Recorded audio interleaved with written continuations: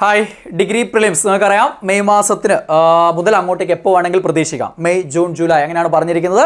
ഏകദേശം മിക്കവാറും ജൂൺ മാസത്തിലാവാൻ തന്നെയാണ് സാധ്യത. അപ്പോൾ ഡിഗ്രി പ്രിലിംസിന് പഠിച്ചു തുടങ്ങുമ്പോൾ നിങ്ങൾക്ക് ആദ്യം നോക്കിയിരിക്കേണ്ട ഒരു 60 ടോപ്പിക്കുകൾ ഞാനങ്ങ് പറഞ്ഞുതരാം. എന്ന് വെച്ച് കഴിഞ്ഞാൽ ഏറ്റവും ഹോട്ട് ടോപ്പിക്സ് ഇത്രയും 200 കണ്ടോ നിങ്ങൾ ജി കെയിൽ 212 ടോപ്പിക്കുകളുണ്ട്. ഇത് കംപ്ലീറ്റ് പഠിക്കണമെന്നില്ല ഡിഗ്രി ലെവൽ പ്രിലിംസ് ക്ലിയർ ചെയ്യാൻ. നമുക്കറിയാം ഇംഗ്ലീഷ്, മാത്സ്, മലയാളം 50 മാർക്കിനുണ്ട്. അവിടെ നിന്ന് പരമാവധി മാർക്ക് സ്കോർ ചെയ്യാൻ ശ്രമിക്കുക. നിങ്ങളെ കൊണ്ട് പറ്റാവുന്ന മാക്സിമം അവിടെ നിന്ന് സ്കോർ ചെയ്യാൻ ശ്രമിക്കുക. ബാക്കി കുറച്ച് മാർക്ക് ഇവിടെ നിന്നും ജി കെ എന്നും അങ്ങനെയാവുമ്പോൾ പ്രിലിംസ് അങ്ങ് ക്ലിയർ ആയിക്കോളും. ആ രീതിയിലാണ് എല്ലാവരും പ്രിലിംസ് ക്രാക്ക് ചെയ്യുന്നത്. പിന്നെ പ്രിലിംസിന് പഠിക്കുമ്പോൾ അത് മെയിൻസിനും കൂടെ ഉപകാരമുള്ള രീതിയിലുള്ള ടോപ്പിക്കുകൾ പഠിക്കുക എന്നുള്ളതുമാണ്. നമുക്ക് ഈ PSC പരീക്ഷകളിൽ ഡിഗ്രി ലെവൽ പ്രിലിംസ് പരീക്ഷകളിൽ ഏറ്റവും കൂടുതൽ ആവർത്തിച്ചു കൊണ്ടിരിക്കുന്ന 60 ടോപ്പിക്കുകൾ ഞാൻ സെലക്ട് ചെയ്ത് തരാം. അതായത് ഈ 212 ടോപ്പിക്ക് പഠിക്കേണ്ട നിങ്ങൾ ഈ 60 പഠിച്ചാൽ മതി ജി കെ, എങ്കിൽ പോലും നിങ്ങൾക്ക് സുന്ദരമായിട്ട് ക്രാക്ക് ചെയ്യാൻ പറ്റും എന്നുള്ളതാണ്. അപ്പോൾ ആ രീതിയിൽ നിങ്ങൾക്ക് പഠിച്ചു തുടങ്ങാം. ഇതുവരെ പഠിച്ചു തുടങ്ങാത്ത ആളുകൾക്ക്, അതായത് കമ്പനി ബോർഡ് അസിസ്റ്റന്റ് ഗ്രേഡ് ഉണ്ടല്ലോ, കമ്പനി ബോർഡ് അപ്ലൈ ചെയ്തിട്ടുണ്ടാവും, 2 വിഭാഗം ഉണ്ടല്ലോ, അപ്ലൈ ചെയ്തിട്ടുണ്ടാവും, SBCID അപ്ലൈ ചെയ്തിട്ടുണ്ടാവും, ഇങ്ങനെ പല ഡിഗ്രി ലെവൽ പരീക്ഷകൾ നിങ്ങൾ അപ്ലൈ ചെയ്തിട്ടുണ്ടാവും. ആ പരീക്ഷകളുടെയൊക്കെ പ്രിലിംസ് വരാൻ പോവുകയാണ്. ആ ഒരു പരീക്ഷയിൽ നിങ്ങൾക്ക് ഏറ്റവും എളുപ്പത്തിൽ അല്ലെങ്കിൽ ആദ്യം നിങ്ങൾ പഠിച്ചെടുക്കേണ്ട കുറേ ടോപ്പിക്കുകളാണ്. അപ്പോൾ നിങ്ങൾക്ക് ഇവിടെ തുടങ്ങാം. എക്കണോമിക്സിൽ തുടങ്ങുന്നതാണ് ഗുണകരം. കാരണം അവിടെ ടോപ്പിക്കുകളുടെ എണ്ണം കുറവും മാർക്ക് 5 മാർക്കുമാണ്. അപ്പോൾ ആ ഒരു മാർക്ക് അത്രയും ടോപ്പിക്കുകൾ അവിടെ മാക്സിമം ടോപ്പിക്കുകൾ പഠിക്കേണ്ടതും അവിടെ നിന്നാണ്, ആ ഏരിയയിൽ നിന്നാണ്. അവിടെ ഒന്നും വിടാനില്ല. പക്ഷേ ഹിസ്റ്ററി, ജോഗ്രഫി ഒന്നും അങ്ങനെയല്ല. ഇഷ്ടംപോലെ പഠിക്കാനുണ്ട്. World history, Indian history, Kerala history, അതിൽ നിന്ന് തന്നെ ഇഷ്ടംപോലെ ടോപ്പിക്കുകളുണ്ട്. അതേപോലെ പൊതുഭൂമിശാസ്ത്രം, ഇന്ത്യൻ ഭൂമിശാസ്ത്രം, കേരള ഭൂമിശാസ്ത്രം, 3 കൂടി വെച്ച് കഴിഞ്ഞാൽ ഇഷ്ടംപോലെ ടോപ്പിക് ഉണ്ട്. 5 മാർക്കാണ് ഉണ്ടാവുക.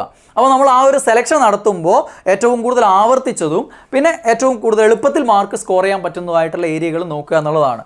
ഒന്ന്, നാഷണൽ ഇൻകം, ദേശീയ വരുമാനം വളരെ ഇമ്പോർട്ടൻ്റ് ആയിട്ടുള്ള ഏരിയയാണ്. ഒട്ടുമിക്ക പരീക്ഷകളിലും വരുന്നതാണ് പ്രിലിംസിന്. അതേപോലെ 5 ഇയർ പ്ലാൻസ് എന്തായാലും ഒരു ചോദ്യം ഉറപ്പിക്കാൻ പറ്റും. 5 ഇയർ പ്ലാൻസ്, പഞ്ചവത്സര പദ്ധതികൾ. നീതി ആയോഗ് ഇല്ലാത്ത ചോദ്യപേപ്പറേ ഇപ്പോൾ ഇല്ലല്ലോ, അറിയാലോ. എല്ലാ ചോദ്യപേപ്പർ, അത് ഡിഗ്രി ലെവലിന് മാത്രമല്ല ഏത് PSC പരീക്ഷയിലും നീതി ആയോഗ് ഉണ്ടാവും. പിന്നെ റിസർവ് ബാങ്കും ഫങ്ഷൻസും ഈ ഡിഗ്രി ലെവൽ പ്രിലിംസിനെ സംബന്ധിച്ച് വളരെ പ്രാധാന്യമുള്ള ടോപ്പിക്കാണ്. എത്രയോ തവണ വന്നിട്ടുള്ളതാണ്. പിന്നെ ടാക്സ്, പ്രത്യേകിച്ചും GST മാത്രമല്ല, എല്ലാം പഠിക്കുക. GSTക്കാണ് അവിടെ ഏറ്റവും ഇമ്പോർട്ടൻസ് കൂടുതലും പരീക്ഷയിൽ വരാറുള്ളത്. ഓക്കെ, ഈ 6ാമത്തെ ടോപ്പിക്കിൻ്റെ പ്രത്യേകത കൺസ്യൂമർ പ്രൊട്ടക്ഷൻ ആൻഡ് റൈറ്റ്സ്. അതിൻ്റെ പ്രത്യേകത എന്താണെന്ന് വെച്ചാൽ ഇത് ഡിഗ്രി ലെവൽ പ്രിലിംസിൻ്റെ സിലബസിൽ നിങ്ങൾ ഈ എക്കണോമിക്സിൻ്റെ ഭാഗത്തിലും എഴുതി വെച്ചതായിട്ട് കാണും, താഴെ സിവിക്സിൻ്റെ ഭാഗത്തും എഴുതി വെച്ചതായിട്ട് കാണും. അതാണ് ആ ടോപ്പിക്കിൻ്റെ പ്രത്യേകത. അതുകൊണ്ട് ഉറപ്പായിട്ടും പരീക്ഷയിലുണ്ടാവും. 2 ഇടത്തുനിന്ന് വരാമല്ലോ. അപ്പോൾ അതുകൊണ്ട് ചില പരീക്ഷകളിൽ 2 ചോദ്യങ്ങൾ വരുന്ന സന്ദർഭം ഉണ്ടായിട്ടുണ്ട് താനും. അതാണ് അതിൻ്റെ പ്രത്യേകത. കൊണ്ട് വളരെ പ്രാധാന്യത്തോട് പഠിക്കേണ്ട ഒരു ടോപ്പിക്കാണ് കൺസ്യൂമർ പ്രൊട്ടക്ഷൻ ആൻഡ് റൈറ്റ്സ് എന്ന് പറയുന്നത്. പിന്നെ ബ്യൂറോക്രസിയും അതിൻ്റെ ഫീച്ചേഴ്സും ഫങ്ഷൻസും, അത് സിവിക്സിൽ ഏറ്റവും ഇമ്പോർട്ടൻറ്റ് ടോപ്പിക്കുകളിൽ ഒന്നാണ്. പിന്നെ സിവിക്സിൽ വരുന്നത് ഇന്ത്യൻ സിവിൽ സർവീസ്, അതേപോലെ തന്നെ കേരള സ്റ്റേറ്റ് സിവിൽ സർവീസ്, അതായത് കേരളത്തിലത് സ്റ്റേറ്റ് സിവിൽ സർവീസ് എന്ന് പറയുമ്പോൾ കേരളത്തിലാണ് നമ്മൾ അറിഞ്ഞിരിക്കേണ്ടത് ഇന്ത്യൻ സിവിൽ സർവീസും. പിന്നെ ഗവേണൻസ്, സിവിക്സിൽ ഏറ്റവും ഇമ്പോർട്ടൻറ്റ് ടോപ്പിക്കുകളിൽ ഒന്നാണ് ഗവേണൻസ് എന്ന് പറയുന്നത്. പിന്നെ information commission and right to information act, വിവരാവകാശ നിയമവും വിവരാവകാശ കമ്മീഷനും വളരെ പ്രധാനപ്പെട്ട ഒരു ഏരിയ ആയിട്ട് മാറുന്ന ഏരിയയാണ്. ഓക്കെ, അത്രയും ഏരിയകൾ അവിടെ ഏറ്റവും പ്രധാനപ്പെട്ടത്. പിന്നെ ഇത് കണ്ടോ നിങ്ങൾ, ഗവൺമെൻറ്, എക്സിക്യൂട്ടീവ്, ജുഡീഷ്യറി, ലെജിസ്ലേച്ചർ. ഇതിൻ്റെ പ്രത്യേകതയും ഇതേപോലെ തന്നെയാണ്.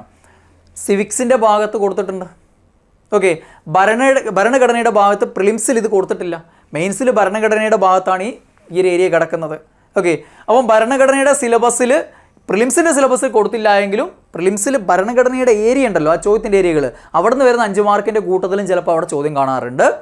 ഈ കൂട്ടത്തിൽ സിവിക്സിൻ്റെ കൂട്ടത്തിലും കാണും. അതാണ് നേരത്തെ പറഞ്ഞ പോലെ ഇതുപോലെ കൺസ്യൂമർ പ്രൊട്ടക്ഷൻ പോലെ ഇതിൻ്റെ പ്രാധാന്യം. അതുകൊണ്ട് ഈ ടോപ്പിക്കും വളരെ പ്രാധാന്യത്തോടെ പഠിക്കേണ്ടതാണ്. പിന്നെ ഹ്യൂമൻ റൈറ്റ്സ്, അതുമായി ബന്ധപ്പെട്ട ഓർഗനൈസേഷൻസ്, ഇതൊക്കെ ആ ഒരു സിവിക്സിൻ്റെ ഭാഗത്ത് ഇമ്പോർട്ടൻ്റ് ആണ്. പിന്നെ വാട്ടർഷെഡ് മാനേജ്മെൻറ്റ്. ഓക്കെ, ഇത് മെയിൻസിന് നിങ്ങൾ കേരള ഭരണ സംവിധാനത്തിലാണ് ആ ഒരു ഏരിയ കാണുക. ഇവിടെ പ്രിലിംസിൽ സിവിക്സിൻ്റെ ഭാഗത്ത് കാണും. സിവിക്സിൻ്റെ ഭാഗത്ത് പ്രിലിംസ് കാണുന്ന പല ഏരിയകളും മെയിൻസിന് നിങ്ങൾക്ക് കേരള ഭരണ സംവിധാനമായിട്ട് ബന്ധപ്പെട്ട് ഉപകാരപ്പെടുന്നതുമാണ്. ഓക്കെ, ഇതും കൂടെ അവിടെ നോക്കുക. Protection of woman, children and old age people.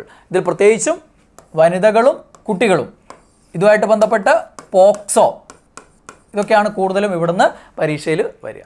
Okay, അത്ര ഏരിയകൾ. ഇനി ഭരണഘടന ഇമ്പോർട്ടൻ്റ് ആയിട്ടുള്ള ഏരിയ ആണ്. അവിടെ വിടരുത്. അവിടെ നിന്നുള്ള ടോപ്പിക്കുകളൊക്കെ ആദ്യം പഠിക്കേണ്ട കൂട്ടത്തിൽ 60 ടോപ്പിക്കുകളുടെ കൂട്ടത്തിൽ വരുന്നതാണ് മാക്സിമം ടോപ്പിക്കുകൾ പഠിക്കാനുള്ളത്. കോൺസ്റ്റിറ്റ്യൂവൻ്റ് അസംബ്ലി, പിന്നെ fundamental rights, directive principles, fundamental duties. ഈ 3 ഒന്നോ രണ്ടോ ഇല്ലാത്ത ചോദ്യപേപ്പറുകൾ നിങ്ങൾ കാണില്ല. അത് മാറി മാറി വരുന്നതുകൊണ്ടാണ് ഇതിൽ ഏതെങ്കിലും ഒന്ന് സെലക്ട് ചെയ്ത് പഠിക്കുക എന്ന് പറയാത്തത്. ഇത് 3 അങ്ങോട്ട് പഠിക്കുക. Rights, directive principles, fundamental duties. അത് കമ്പാരിസൺ ചെയ്ത് കൂടെ പഠിക്കുക. 3 തമ്മിലുള്ള വ്യത്യാസം എന്തൊക്കെയാണെന്നുള്ള രീതിയിലും സമാനതകളും വ്യത്യാസങ്ങളൊക്കെ അന്ന് കമ്പാരിസൺ നടത്തിയിട്ട് പഠിക്കുക. ഓക്കെ. പിന്നെ ഭരണഘടനാ ഭേദഗതികൾ, കോൺസ്റ്റിറ്റ്യൂഷണൽ അമെൻമെൻറ്റ്സ്, പിന്നെ പഞ്ചായത്തി രാജ്, പിന്നെ union list, state list, concurrent list. നിങ്ങൾ വിചാരിക്കും ഇതൊക്കെ ഭരണഘടന ഫുള്ളില്ലേ? ഫുള്ളില്ല. ഇവിടെ എന്താ, ഞാൻ കുറച്ച് ടോപ്പിക്കുകളെ ഡ്രോപ്പ് ചെയ്തിട്ടുണ്ട്. പിന്നെ 212 ടോപ്പിക്കുകളെ എത്രയാക്കി മാറ്റിയതുമാണ്? 60 ആക്കി മാറ്റിയാണ്. അപ്പോൾ പിന്നെ കംപ്ലീറ്റ് സിലബസ് ഉണ്ട് എന്ന് പറയുന്ന കാര്യമില്ലല്ലോ. അപ്പോൾ ഇത്രയും ആക്കി ചുരുക്കിയിട്ടെങ്കിലും പഠിച്ചാൽ മതി. അതെങ്കിലും പഠിച്ചാൽ നിങ്ങൾ രക്ഷപ്പെടും. പ്രിലിംസിന് മാത്രം രക്ഷപ്പെടുന്നതല്ല, പ്രിലിംസ് ക്ലിയർ ചെയ്യുകയും ചെയ്യും. ഈ പഠിച്ചതിൽ ഞാൻ ഈ തന്ന 60-ൽ ഒരു 90% ടോപ്പിക്കുകൾ, 90 95% വരെ ടോപ്പിക്കുകളും നിങ്ങൾക്ക് എവിടെയും ഉപകാരപ്പെടും. മെയിൻസിനും ഉപകാരപ്പെടുന്നതാണ്. സിവിക്സിലുള്ള 1-2 ടോപ്പിക്കുകൾ മാത്രമേ നിങ്ങൾക്ക് ഇതിൽ ഇല്ലാത്തതുള്ളൂ. ഓക്കെ. അപ്പോൾ അതുകൊണ്ട് എവിടെയും ഉപകാരപ്പെടും, മെയിൻസിലും ഉപകാരപ്പെടും. ഓക്കെ. അടുത്തത് കമ്പ്യൂട്ടറിൻ്റെ ഏരിയയിൽ ഹാർഡ്വെയറുമായിട്ട് ബന്ധപ്പെട്ട് ഇൻപുട്ട്, ഔട്ട്പുട്ട്, മെമ്മറി ഡിവൈസസ്, ഈ ഒരു ഏരിയ വളരെ ഇമ്പോർട്ടൻ്റ് ആണ്. പിന്നെ സോഫ്റ്റ്വെയർ ആയിട്ട് ബന്ധപ്പെട്ട് കുറേ ഏരിയകൾ കൊടുത്തിട്ടുണ്ട്. അതിൽ സിസ്റ്റം സോഫ്റ്റ്വെയറും ആപ്ലിക്കേഷൻ സോഫ്റ്റ്വെയറും, ആ ഒരു ഏരിയ വളരെ ഇമ്പോർട്ടൻ്റ് ആണ്. പിന്നെ അതിൻ്റെ താഴെ നിങ്ങൾ ഓപ്പറേറ്റിംഗ് സിസ്റ്റം കാണും. അതിൻ്റെ ഫങ്ഷൻസും എക്സാമ്പിളും ഇമ്പോർട്ടൻ്റ് ആണ്. പിന്നെ കമ്പ്യൂട്ടർ നെറ്റ്വർക്കുകൾ, അതിൽ ടൈപ്സ് ഓഫ് നെറ്റ്വർക്കും നെറ്റ്വർക്ക് ഡിവൈസസ്, റൂട്ടർ പോലെയുള്ള അതൊക്കെ സ്ഥിരം മാറി മാറി ചോദിക്കുന്ന നിങ്ങൾ കാണാറുള്ളതല്ലേ, ആ ഒരു സാധനം. പിന്നെ ഇൻ്റർനെറ്റിൽ WW, ഇമെയിൽ, സെർച്ച് എഞ്ചിനാണ് ഇവിടെ കൂടുതലും പരീക്ഷകളിൽ വന്നിട്ടുള്ളത്. ഓക്കെ. അപ്പോൾ ഇത്രയും ഏരിയകളെങ്കിലും കമ്പ്യൂട്ടറിൽ നിങ്ങൾ നോക്കി വെക്കുക. പിന്നെ ഇതും കൂടെ സൈബർ ക്രൈംസിലെ ടൈപ്സ് ഓഫ് ക്രൈംസ്, പിന്നെ IT ആക്ടിലെ പ്രധാനപ്പെട്ട കുറച്ച് സാധനങ്ങളുണ്ടല്ലോ, ആ ഒരു സാധനങ്ങൾ നോക്കി വെക്കുക. ഇത്രയും ഏരിയകൾ അവിടെ. പിന്നെ സയൻസ് ആൻഡ് ടെക്നോളജിയാണ്. ഇതാണ് ഞാൻ പറഞ്ഞത് സിലബസിൽ 90-95% വരെ നിങ്ങൾക്ക് മെയിൻസിനും ഉപകാരപ്പെടും എന്ന് പറഞ്ഞത്. ബാക്കിയുള്ള 5% എവിടെ ഉണ്ടാവില്ല? മെയിൻസിൽ ഉണ്ടാവില്ല എന്ന് പറഞ്ഞില്ലേ. അതിൽ വരുന്നതാണ് ഈ സയൻസ് ആൻഡ് ടെക്നോളജിയിലെ ചില ഏരിയകൾ. കാരണം സയൻസ് ആൻഡ് ടെക്നോളജി എന്തിനില്ല? മെയിൻസ് പരീക്ഷയിലില്ല. അതുകൊണ്ട് പൊതുവേ ഡിഗ്രി ലെവൽ പഠനത്തിൽ സയൻസ് ആൻഡ് ടെക്നോളജി അങ്ങോട്ട് ഒഴിവാക്കിയാൽ ഒരു തെറ്റുമില്ല. ഞാൻ പറയുന്നത് സയൻസ് ആൻഡ് ടെക്നോളജിയുടെ സിലബസ് നിങ്ങൾ തൊട്ട് നോക്കിയിട്ടില്ലെങ്കിലും ഒരു പ്രശ്നവുമില്ല എന്നുള്ളതാണ് പ്രിലിംസിനെ സംബന്ധിച്ച് വസ്തുത. ഒന്നും തൊട്ടില്ലെങ്കിലും ചിലപ്പോൾ എല്ലാവർക്കും കിട്ടുന്ന ചില ചോദ്യങ്ങളാണ് അവിടെ നിന്ന് വരിക, അല്ലെങ്കിൽ ആർക്കും കിട്ടാത്ത രീതിയിലുള്ള ചോദ്യങ്ങൾ. ഇതാണ് സയൻസ് ആൻഡ് ടെക്നോളജിയുടെ പ്രത്യേകത. പിന്നെ എന്താണ് ഈ പറഞ്ഞ രീതിയിൽ ഇതിൽ ചില ടോപ്പിക്കുകളൊന്നും മെയിൻസിനില്ല. മെയിൻസിന് നമുക്ക് എന്താണുള്ളത്? ലൈഫ് സയൻസ് ആൻഡ് പബ്ലിക് ഹെൽത്തും പിന്നെ ഫിസിക്സ്, കെമിസ്ട്രി, അങ്ങനെ തന്നെയാണ് ഉള്ളത്. അതുകൊണ്ട് ഇതിൽ പല ഏരിയകൾ അവിടെ ഇല്ല. ഇതൊന്നും എവിടെ വരില്ല? മെയിൻസിന് ഉണ്ടാവില്ല. ഓക്കെ. ഇതുണ്ട് മെയിൻസിന്. ഇത് എന്തായാലും എല്ലാ പരീക്ഷകളിലും വരുന്നതാണ്. Okay.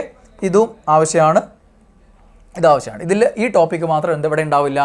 National policy on science and technology, okay, innovations എന്നുള്ള ആ ഒരു സാധനങ്ങളൊന്നും ഇവിടെ ഉണ്ടാവില്ല. Scope of science and technology, അങ്ങനെയുള്ള കാര്യങ്ങളൊന്നും ഇവിടെ ഇല്ല, മെയിൻസിനില്ല. പക്ഷേ ഈ ടോപ്പിക്ക് പഠിച്ചു വെച്ചാൽ നിങ്ങൾക്ക് ഗുണം ഉണ്ടാവും. ചിലപ്പോൾ പരീക്ഷയിൽ ചോദ്യങ്ങൾ വരാറുണ്ട്. പിന്നെ public health and community medicines മെയിൻസിനുള്ള ഏരിയ തന്നെയാണ്. ISROയുടെ ആക്ടിവിറ്റീസ് ആൻഡ് അച്ചീവ്മെൻറ്റ്സ് വളരെ ഇമ്പോർട്ടൻ്റ് ആണ്. ഉറപ്പായിട്ടും കറണ്ട് അഫേഴ്സ് എങ്കിലും എന്തായാലും ഏത് PSC പരീക്ഷയിലും വരും. അത് ഡിഗ്രി പ്രിലിംസ് മെയിൻസ് മാത്രമല്ല, ഏത് PSC പരീക്ഷയിലും ഇവിടെ നിന്നുള്ളൊരു കറണ്ട് അഫേഴ്സ് ചോദ്യമെങ്കിലും ഇല്ലാതെ ചോദ്യപേപ്പർ കടന്നു പോകാറില്ല. പിന്നെ സയൻസ് ആൻഡ് ടെക്നോളജിയിൽ renewable and non renewable energy sources എന്നുള്ളതാണ്. പുനഃസ്ഥാപിക്കാൻ കഴിയുന്നതും പുനഃസ്ഥാപിക്കാൻ കഴിയാത്തതുമായിട്ടുള്ള ഊർജ്ജ സ്രോതസ്സുകൾ. പിന്നെ ബയോഡൈവേഴ്സിറ്റി, അതിൻ്റെ ഇമ്പോർട്ടൻസും കൺസേൺസും, ജൈവ വൈവിധ്യം എന്നുള്ള ആ ഒരു ഏരിയ, ഇത് സയൻസ് ആൻഡ് ടെക്നോളജിയിൽ വരുന്നതാണ്. അതേപോലെ തന്നെ വെസ്റ്റേൺ ഗാട്സ്, പശ്ചിമഘട്ടം. പിന്നെ forest and wild life conservations in India. Okay.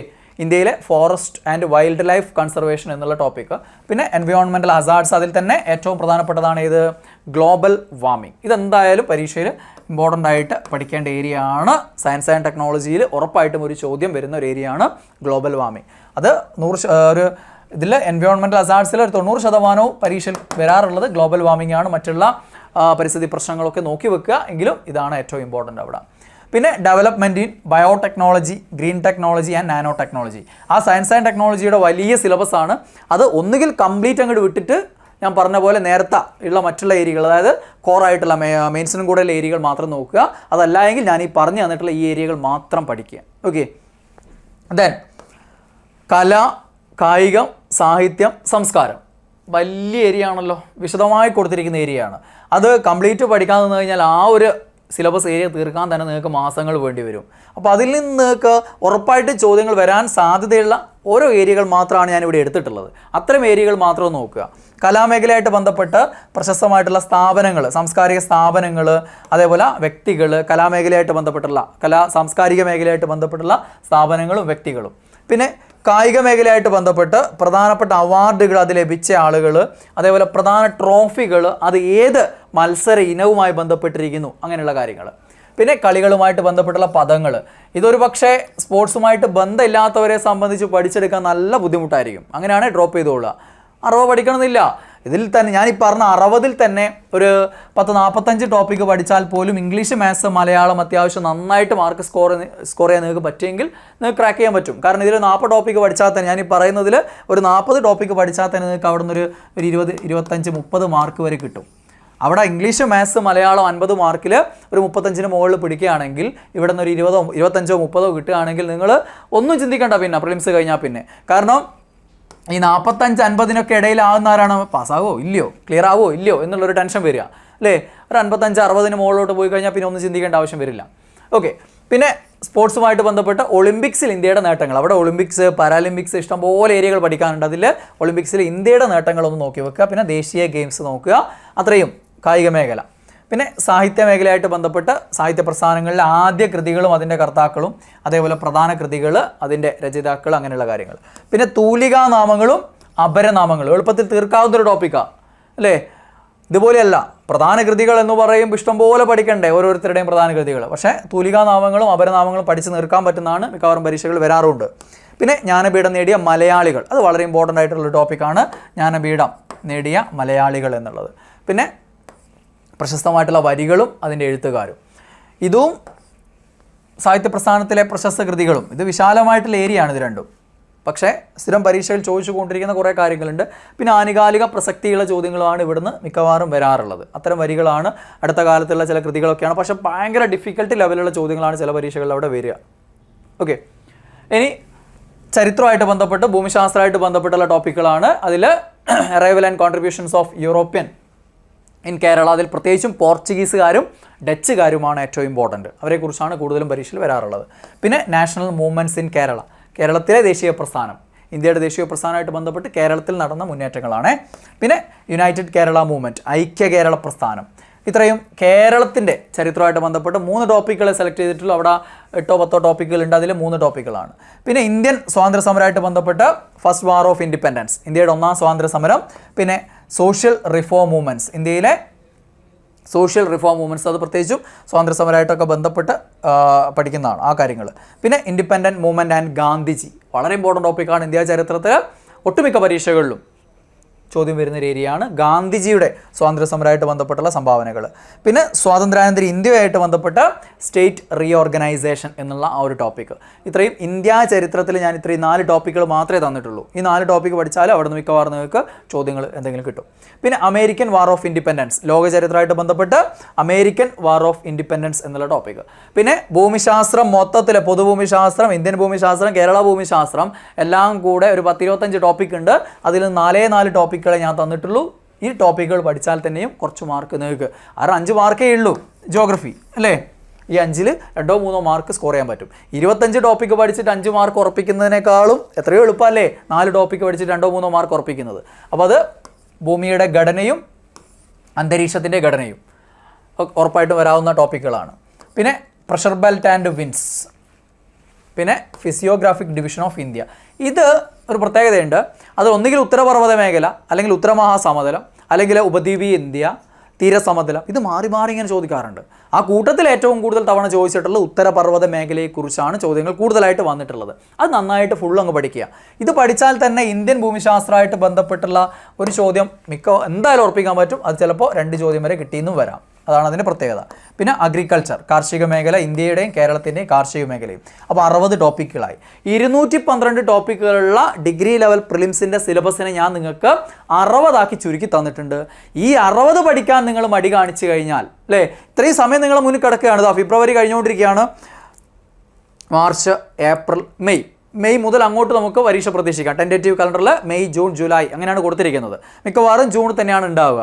അപ്പം കൂട്ടുകയാണെങ്കിൽ 3-4 മാസം നിങ്ങളുടെ മുന്നിലുണ്ട്. അതിനിടയിൽ ഇംഗ്ലീഷ്, മാത്സ്, മലയാളം ആ 50 മാർക്കിൻ്റെ ഏരിയ മാക്സിമം മെച്ചപ്പെടുത്തുക. 35 എബോവ് എന്തായാലും ഉറപ്പിക്കാൻ പറ്റണം. മാക്സിമം 40ലേക്ക് കൊണ്ടുപോവുക, അതിന് മുകളിലേക്ക് കൊണ്ടുപോവുക. പ്ലസ് ഈ GK ടോപ്പിക്കുകൾ മാത്രം പഠിച്ചാൽ സുന്ദരമായിട്ട് നിങ്ങൾക്ക് കണ്ണുപൂട്ടി പ്രിലിംസ് ക്ലിയർ ചെയ്യാൻ പറ്റും. അതിനുള്ള സ്ട്രാറ്റജി ഈ ടോപ്പിക്കുകൾ പഠിച്ചെടുക്കുക എന്നുള്ളതാണ്. അതല്ലാതെ നിങ്ങളുടെ വലിയ അട്ടിക്കുള്ള 4-5 വോളിയുള്ള പുസ്തകങ്ങളൊക്കെ വാങ്ങിയ ഒന്നാമത്തെ പേജ് മുതൽ നിങ്ങൾ വായിക്കാൻ തുടങ്ങിക്കഴിഞ്ഞാൽ എവിടെയും നിങ്ങളെത്തില്ല. ഓക്കെ, അതേപോലെ ഒരു ടോപ്പിക് എടുത്തു വെച്ച് നിങ്ങൾ SCERT, NCERT അല്ലേ, മറ്റ് റെഫറൻസ് ഗ്രന്ഥങ്ങൾ ഇങ്ങനെയുള്ള സാധനങ്ങളുടെ ഒക്കെ പുറകെ പോകേണ്ടി വരും. അപ്പോൾ ഇങ്ങനെയൊക്കെ പോകുമ്പോൾ ഇതെല്ലാം കൂടെ പഠിച്ചു തീർക്കാൻ, ഈ സിലബസ് പഠിച്ചു തീർക്കാൻ ഒരാൾക്കും സമയം കിട്ടില്ല. ഈ ഡിഗ്രി ലെവൽ പ്രിലിംസിൻ്റെ ആ ഒരു സിലബസ് ആ കൊടുത്ത രീതിയിൽ പഠിച്ചെടുക്കണമെങ്കിൽ ശരിക്കും ഒരു വർഷത്തോളം വേണം. ഒരു കാലഘട്ടത്തിൽ അങ്ങനെ ഉണ്ടാവാറില്ലല്ലോ. സമയം നിങ്ങൾക്ക് പരീക്ഷ അനൗൺസ് ചെയ്ത് കഴിഞ്ഞാൽ കിട്ടുന്നത് ഒരു 3 മാസമായിരിക്കും, മാക്സിമം ഒരു 3-4 മാസമായിരിക്കും ഡേറ്റ് വന്നാൽ ഉണ്ടാവുക. 3 മാസത്തോളം ഉണ്ടാവുള്ളൂ. അപ്പോൾ ആ സമയത്തിൽ ഒരാളും പ്രിലിംസ് പാസ്സാവുന്നത് കംപ്ലീറ്റ് സിലബസ് തീർത്തിട്ടില്ല. ഈ രീതിയിൽ സ്ട്രാറ്റജിക്കലായിട്ട് നീങ്ങിയിട്ടാണ്. അത് മനസ്സിലാക്കുക, പഠിച്ചു തുടങ്ങിക്കോളുക. ഇപ്പോഴേ ഇതുവരെ തുടങ്ങാത്തവർ ഇന്നു മുതൽ പഠിച്ചു തുടങ്ങുക. എല്ലാവർക്കും എല്ലാവിധ ആശംസകളും. അപ്പം പരീക്ഷ കഴിഞ്ഞിട്ടേ നമ്മൾ അനാലിസിസ് വീഡിയോ ചെയ്യുമ്പോൾ നിങ്ങൾക്ക് നോക്കാം ഇത്രയും ടോപ്പിക്കുകൾ പഠിച്ചാൽ നിങ്ങൾക്ക് എത്ര മാർക്ക് കിട്ടുന്നുള്ള അന്ന് നിങ്ങൾ നോക്കിയിട്ട് പറഞ്ഞു. അവിടെ നിങ്ങൾക്ക് GKയിൽ ഈ 60 ടോപ്പിക്ക് പഠിച്ചിട്ട് ഒരു മിനിമം 20-30 മാർക്കിൽ കൂടുതലല്ലാതെ കുറയില്ല എന്നുള്ളത് ഞാൻ തരുന്ന ഉറപ്പാണ്. നമുക്ക് പരീക്ഷ കഴിഞ്ഞിട്ട് കാണാം. ബൈ.